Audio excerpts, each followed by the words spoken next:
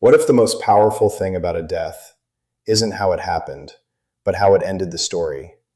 That's how Joe Rogan opened the conversation, not with an accusation, not with a dramatic reveal, but with a pause. Because sometimes the most unsettling thing isn't what we know, it's what we never got to hear. The topic that reignited debate was the death of Jeffrey Epstein, the financier whose web of connections extended into elite academic institutions, including relationships with scientists and administrators associated with MIT. His arrest in 2019 on federal sex trafficking charges sent shockwaves through political, financial, and scientific circles alike.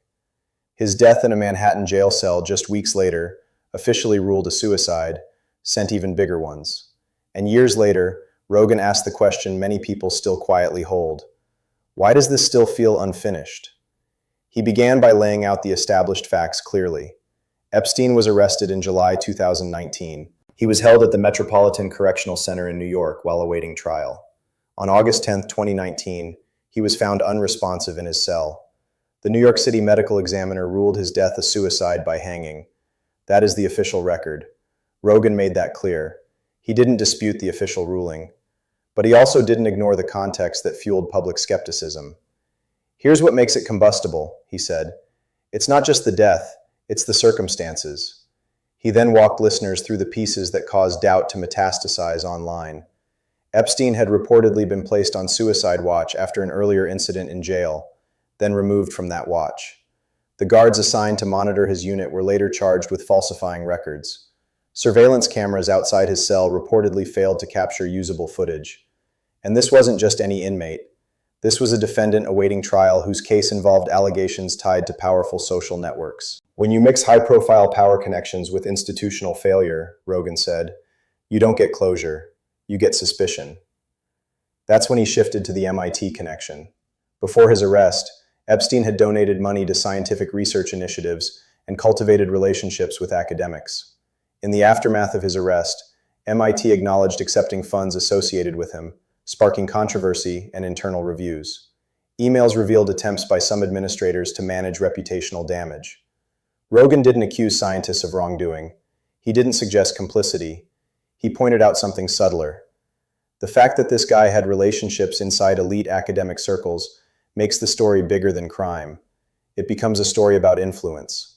Influence over research funding, influence over institutional reputation, influence over access. And when someone with that kind of access dies before trial, before testimony, before public cross-examination, people feel something was cut short. That psychological rupture matters. Rogan then explored something deeper than the case itself: narrative psychology. Humans crave resolution. Trials provide narrative resolution. Evidence presented, testimony examined, cross-examination conducted, verdicts delivered. Epstein's death ended that arc prematurely. When you don't get the trial, Rogan said, your brain fills in the blanks. He explained how conspiracy theories often arise not from pure paranoia, but from incomplete storytelling combined with distrust.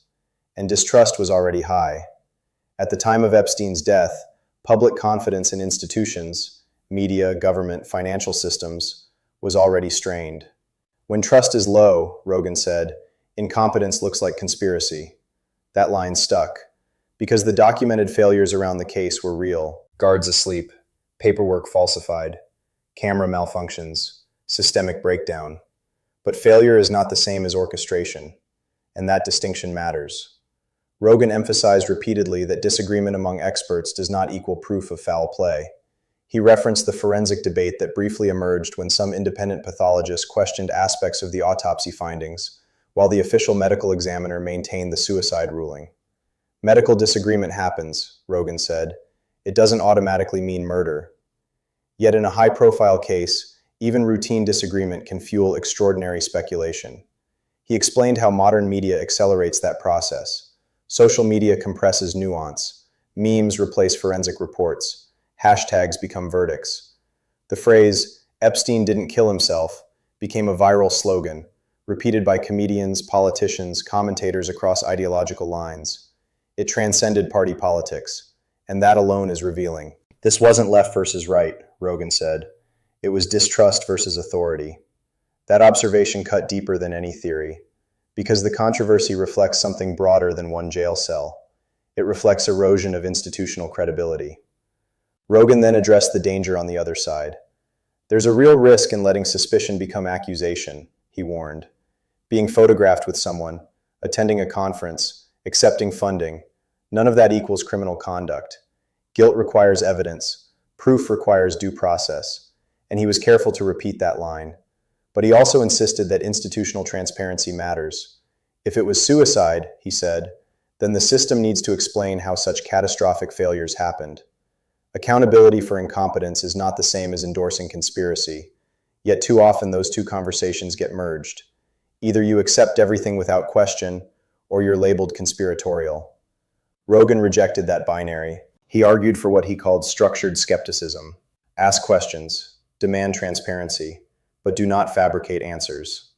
That balance is rare in viral media, which is why the episode resonated. He then zoomed out even further. What does it say about our culture, he asked, that millions of people instinctively assume something darker? It says something about power perception.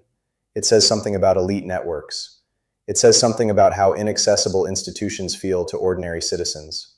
When powerful figures seem insulated from consequences, and when systems fail visibly, people assume protection.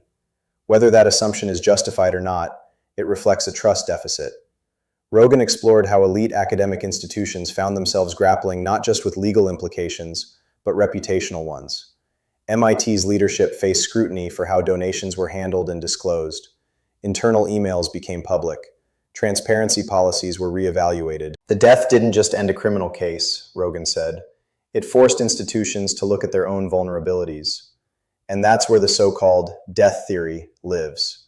Not in proven evidence of foul play, but in the intersection of elite access, institutional failure, unfinished testimony, public distrust. He described how unresolved cases become mythic, not because facts are absent, but because emotional closure is. He warned listeners about the temptation to convert uncertainty into certainty. Unanswered questions don't automatically equal sinister answers, he said. Yet he acknowledged something equally important. Institutions earn trust through radical transparency.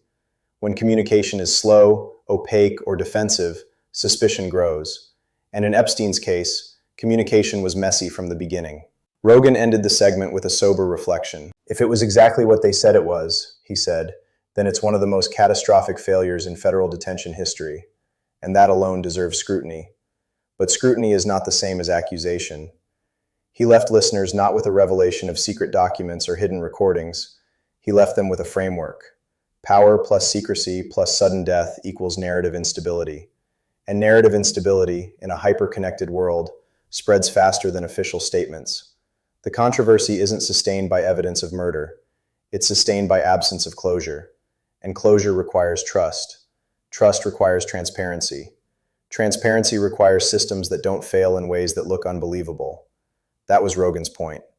Not that there is a hidden cabal, not that scientists were secretly involved, not that institutions orchestrated anything, but that once public faith erodes, even straightforward conclusions struggle to hold. The real story, he suggested, isn't about a secret theory.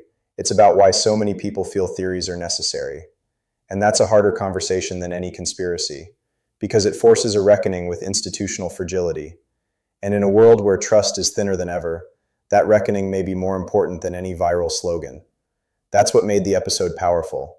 Not scandal, not accusation, but interrogation of belief itself. And sometimes, the most controversial revelation isn't about what happened. It's about why we don't believe it.